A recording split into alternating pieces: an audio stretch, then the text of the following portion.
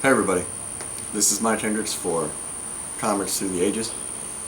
I apologize for cutting off at the last video. We're still in the process of ironing out production issues, and one of the things that we realized was, of the 10 videos that we've made, we maxed out the memory card in the middle of the video, so we had to cut it short. But the beauty of it is that we can just pick up where we left off. Think of it as a conversation that you're having, and the person you're talking with had to take a bathroom break, and now they're back. So I'm back. The subject of our last video was BRIGGS Land. I talked about how Brian Wood has captured the modern moment in America. There are a lot of people out in the country that live just like the main characters on BRIGGS Land. There are a lot of people out in the country that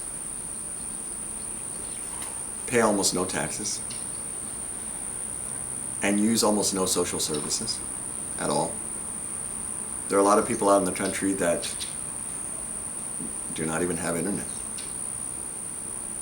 There are a lot of people out in the country that find a way to survive on their own without relying on the wider civilization or government. And they're usually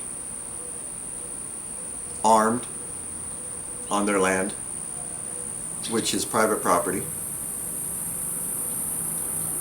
And they don't think or behave in a way that we're accustomed to seeing people that tend to live in the major metropolitan cities.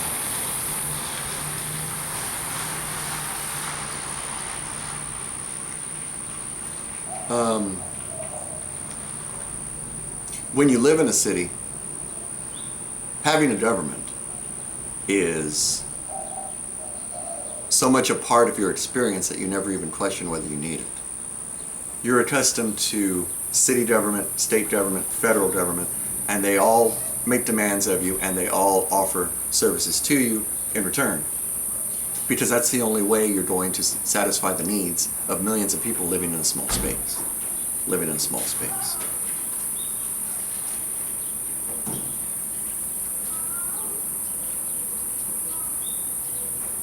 BRIGGS Land tells the story of what it is like for such people.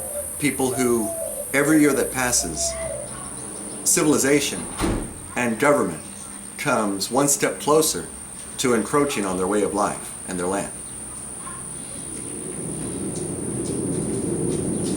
It's timely right now because, as the 2016 election proved,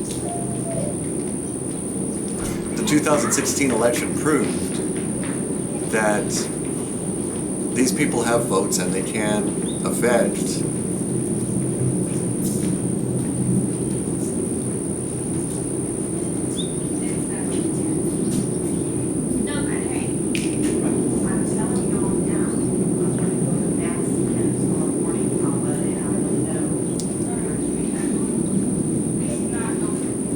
We've gotten so accustomed with political correctness.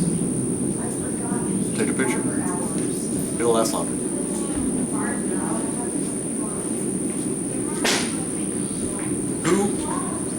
Who takes 10 kids to the library on the day that it's closed?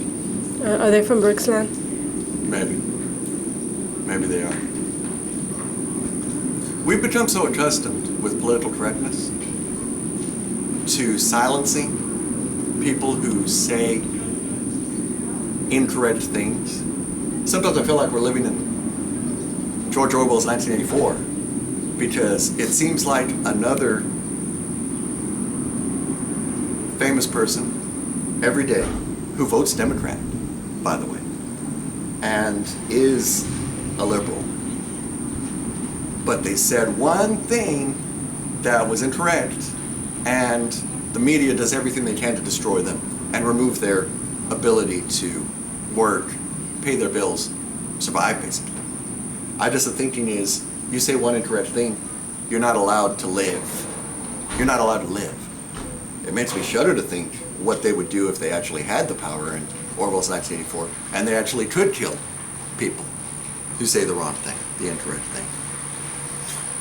When you see that going on, then the timeliness and the relevance of something like BRIGGS LAND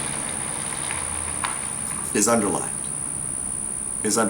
I can't think of a book, really, I can't think of a form of art except maybe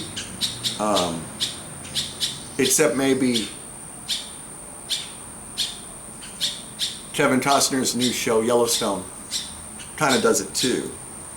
Kevin Costner is a man out of time. He's a landowner of a large ranch who works pretty much daily to fend off the forces all around him that basically want his land, that basically want it. For the same reason he needs it to fund their lifestyles. In BRIGGS, she's not fighting off people who want the land for themselves. She's in a delicate balance of power with the federal government, whereby the federal government hasn't invaded her land yet because it's just not worth it to them. It's just not worth it to them. The only thing her and her family are guilty of legally is owning a hardware store which launders some money. That's low-level RICO stuff. That's not going to make the career of a law enforcement officer. But if someone dies on her land, a trespasser or what have you, then they become the domestic terrorists that the media and the government is already accusing them of being. So she's dealing with members of her own community that don't think that a woman should be in charge on the inside.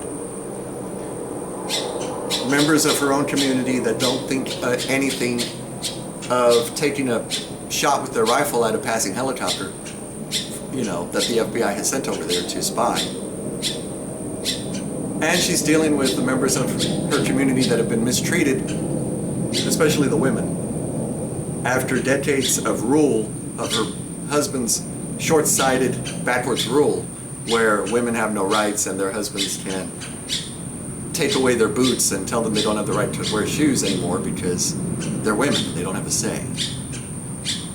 Grace is dealing with all of that stuff, and so as a that qualifies her for your strong female protagonist, feminist, whatever you want to call it. But here's the thing. You do have a strong feminist in the lead role, but her three sons have their own time to shine too. You're not denigrating the men to elevate the woman. Instead, you're treating all of them like their characters are worth something, and you're giving them realistic opportunities to show it. It is highly critical of her husband, rightly so, because he was behind the times and he's in jail for what he's done to society. But it denigrates his actions. It denigrates his actions. It doesn't say he's evil because he's a man, and that all men are evil because they're men, or all men are less because they're men, which seems to be the subtext of a lot of the stuff that's said in the media. The bottom line is, some people are good at capturing these cultural issues and some people aren't. Brian Wood and his collaborators are very, very good. And if we're going to subtract him from the culture just because he may have said the wrong thing or done the wrong thing one day, years ago, well, I don't know about you, I don't even want to live in that culture.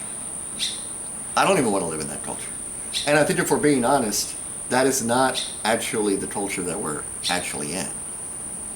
Really. I think some people would like to make it that way.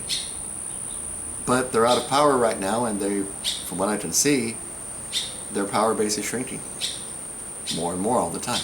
We're just becoming desensitized to it. We're becoming tired of it. Every day someone else violates the culture gods and is punished for it, and then have to come out and apologize. And every day we get to the point where we almost, can I be honest with you? If it's a choice between saying what I want to say and worrying about being labeled a sexist, for instance, I think I'll just say what I want to say. You know, I read BRIGGS LAND. I buy it. I read it for myself. I love that it has a strong female protagonist. I know where I am in the culture. I know where I stand. And I know where I stand as a person.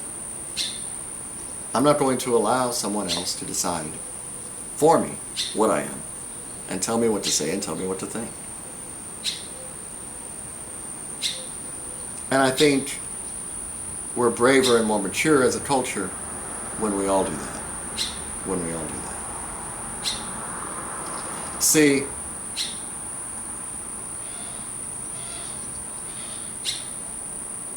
I live in Texas.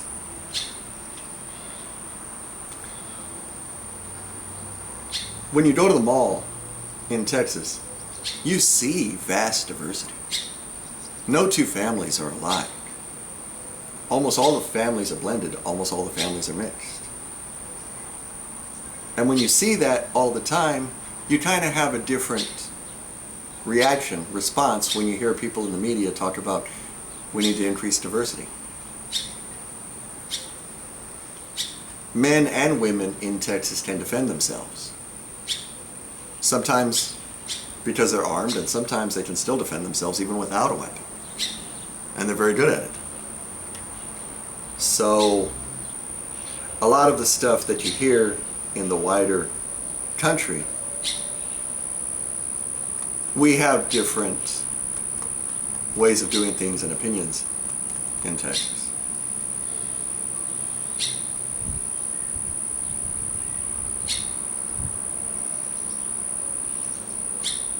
As far as the comics industry goes, this is published by Dark Horse, which is not the big two. Dark Horse has a long, well-earned reputation for publishing quality creator-owned stuff. And yet, after 20, 30 years, however long they've been around, this stuff still undersells the big stuff.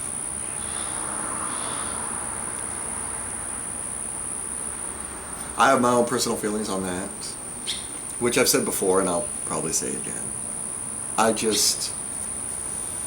almost given up trying to convince the comic book reading community that this is worthy, maybe even more worthy, of their time than the latest company-owned superhero crossover. But I want to understand it too. I want to understand why people would rather plunge their money down to read company-owned, 80-year-old characters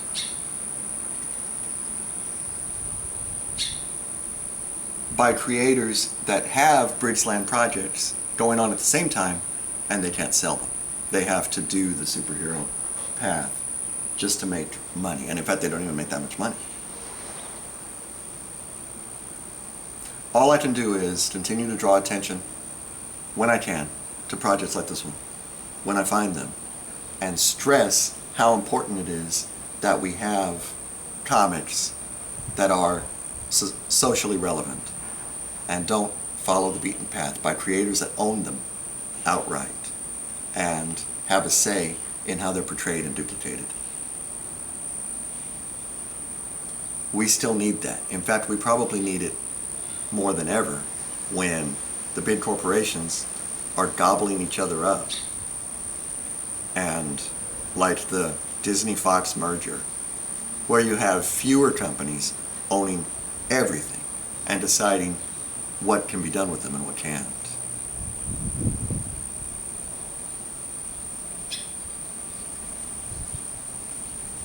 All we can do is fight it in our own way. So, to sum up, sorry this was broken up of 3 videos, but that's what happens when you're starting out and learning. I do not have yet even the knowledge on how to edit my videos. I'll get it in time. For now, this will have to do. It's been fun. BRIGGS LAND. a huge favorite of mine. More or less talks about the kind of things that I would want to talk about if I were a writer myself. And I am, but I'm not a published writer. I've self-published. But yes, absolutely. It's like Brian Wood took what I was thinking of doing, and he did it already. And he did it well. Thumbs up, thumbs up. This is Mike Hendricks, signing out.